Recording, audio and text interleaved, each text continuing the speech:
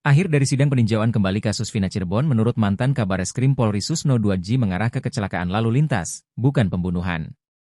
Susno 2J menilai dari fakta-fakta yang terungkap di sidang PK terhadap 8 terpidana kasus tersebut bukanlah pembunuhan melainkan murni karena kecelakaan lalu lintas. Mulai terkuak kebohongan demi kebohongan yang sebelumnya memuluskan kasus pembunuhan dua sejoli ini mulai terkuak. Susno beralasan bahwa ada banyak fakta yang terungkap di persidangan bahwa kasus ini merupakan sebuah hasil rekayasa. Kebohongan para saksi yang menguatkan bahwa kasus Vina Cirebon adalah pembunuhan juga mulai terungkap. Ia pun menyayangkan kinerja aparat penegak hukum yang menangani kasus Vina Cirebon 2016 mulai dari kepolisian hingga kehakiman. Susno menilai saksi AF dan semua aparat penegak hukum yang diduga terlibat memuluskan kasus Vina Cirebon 2016 untuk diberi sanksi.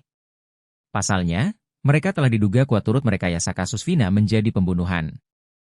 Berikut ini profil Susno 2J. Susno 2J adalah mantan Kepala Badan Reserse Kriminal Polri atau Kabareskrim Polri yang menjabat sejak 24 Oktober 2008 hingga 24 November 2009. Susno 2J merupakan lulusan Akabri Kepolisian dan mengenyam berbagai pendidikan antara lain PTIK, S1 Hukum, S2 Manajemen, dan Sespati Polri. Setelah lulus dari Akademi Kepolisian 1977, Susno menghabiskan sebagian karirnya sebagai perwira polisi lalu lintas. Selama menjadi perwira polisi lalu lintas, Susno sudah mengunjungi 90 negara untuk belajar menguak kasus korupsi. Karirnya mulai meroket ketika Susno 2J dipercaya menjadi Wakapolres Yogyakarta dan berturut-turut setelah itu Kapolres di Maluku Utara, Madiun, dan Malang. Susno 2J mulai ditarik ke Jakarta ketika ditugaskan menjadi Kepala Pelaksana Hukum di Mabes Polri dan mewakili institusinya membentuk KPK pada tahun 2003.